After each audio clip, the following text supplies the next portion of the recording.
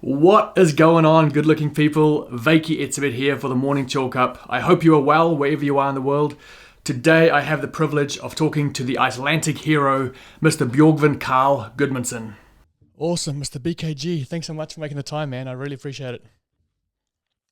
Thank you for having me. Hey, I wanted to start with a question that I saw on your Instagram, and that is raisin spitting. I saw a photo of you raisin spitting. What is that all about? Well, I haven't done a competition in raisin spitting before, but that's one of my friends' ideas was to do that. It was definitely a first and probably my last as well. So it was just a joke. Yeah, classic. And then I saw you lift some pretty Yeah, heavy weight. I saw a clean that I thought was 160 kgs. Is that correct? Is that what you cleaned? yeah, It's awesome, man. yeah. It was 160. Yeah. Is that it? Yeah, yeah. It's pretty. It's a hard time to keep the strength numbers up right now, but like so far everything is coming together pretty nicely and it's looking pretty promising, I have to say. Awesome, man. How has it been for you with the pandemic going on? Has that affected your training or your kind of mental game much over the last 6 months? No, honestly, I wouldn't say so because first and foremost, I just like to train, whether it's for a competition that's going to happen in 2 months or whether it's a competition that might happen like in December of this year or like beginning of 2021. I don't think it matters that much. So keep being motivated throughout the pandemic hasn't been an issue at all. Um, I've been very lucky with my gym. Like obviously, like we had to close up for 4 or 5 weeks here in Iceland, but during that time, I was able to be the only one allowed in the gym. So there wasn't any session or sessions that got ruined or I missed or anything. But I actually went to Spain in beginning of March, and apparently like the worst month ever to go to Spain because I was there on the I think 9th or 10th, and then we got 2 good days in Spain, and then suddenly they just locked everything down. So we had to fly over back to Iceland, you know, and we had been in Spain for like 4 or 5 days. And then I had obviously had to quarantine to take out a quarantine in Iceland. That was supposed to be 14 days, but then after 4 days of quarantine here in Iceland, the gym shut down, so I was able to be, the only one at the gym. So it wasn't really any session that got ruined or I like missed or anything. But it has been, obviously a different time for sure, but it hasn't been hard for me mentally at all to, show up to training and do my best. Yeah, great. And how do you feel about the new announced changes? So, let's say you do make it into the top five from the online Mm-hmm. games. What do you think are going to be the major differences? Having five of you, just rather than having the whole team and also spectators and support. What's going to be the major differences? Do Mm-hmm. you think for you? Mm-hmm. You mean if you make it to the games in top five? Yeah. I mean, there's so much that could. Well, you only have 5 athletes, and with all that points and how they will give out the points, this might be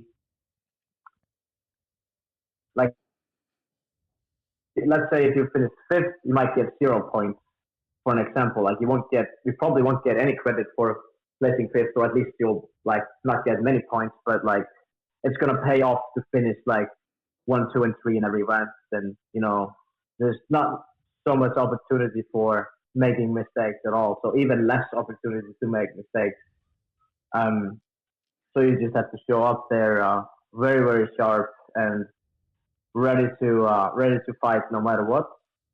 But I mean, it's definitely going to be different with like no audience, no family, no one watching, um, and most likely you're not going to meet anyone else than maybe your plus one, whoever that might be, your coach or the person you might bring in.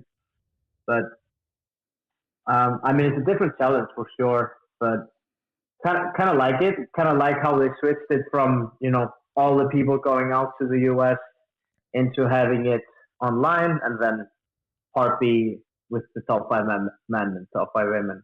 I mean, and that of course is gonna depend on is that really gonna take place? Like, are they gonna be allowed to have the games then in October? And like, I mean, it all depends on what how everything is in the world, I guess. Absolutely. And you train by yourself anyway, right? Like you normally train without kind of a hyped environment. Is that correct? Yeah. I've done so for the last 5 or 6 years, I think. In the past, I have been pretty good, or like pretty good, not great, at showing up in CrossFit Reykjavik, any Thor box, to train with a few people there. I have pretty good friends there.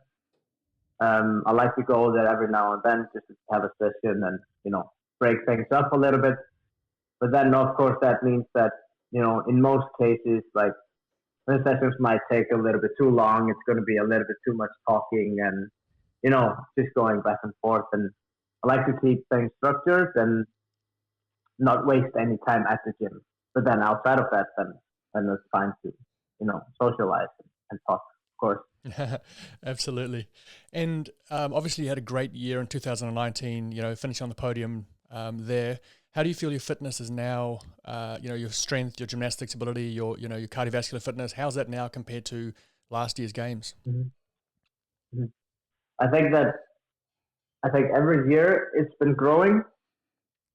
With my, every year I think to myself, like, oh, this is going to be a hard year to beat because I feel so fit and I feel like my strength numbers are at the top and my conditioning. But then, every year I just surprise myself with a better conditioning and even stronger numbers. And, as long as that's happening and as long as I'm having fun doing it, I don't see why I shouldn't be improving.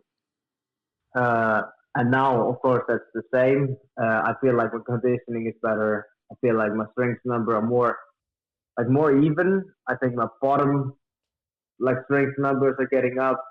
And yeah, I think just like in general, it's a little bit better than in 2019. Awesome, man. Very cool. And what's kind of your major focus at the moment training wise? Is there any gaps you're trying to kind of fill or any weaknesses you're trying to work on? Yeah, so at the Rogue Invitational, that was a great practice for this one, and we found out two weaknesses that I haven't really been addressing, or I should have been paying a little bit more attention to, which I am doing now, and that has been going great. I've seen results in a few weeks, and I will hopefully be able to show those strengths at the games this year. I love it. Are you willing to share what those are, or you keep those close to your chest? Yeah. It's super simple. It's definitely the heavy jump rope. I have never. I haven't touched it since 2000. I don't know. Was it 15 or 16 games? But then obviously they sent out the two ropes before the Rogue, and now I have been doing I don't know how many a week since the Rogue Invitational, and then it's high rep thrusters in the workout. All that breathing stuff with those. Yeah. At those medium heavy weights, let's say, 185, 205, something like that. Yeah, awesome. And do you think the programming this year at the games will be different to previous years, or significantly different because of the way it's structured? So the in-person one, like the 5 people.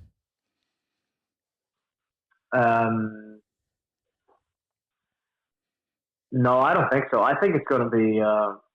I think it might be similar. I think they might have more options. Like they might, obviously try to highlight each athlete a little bit more, and then maybe. But regarding the workouts, yeah, they might bring something new, and they could for sure.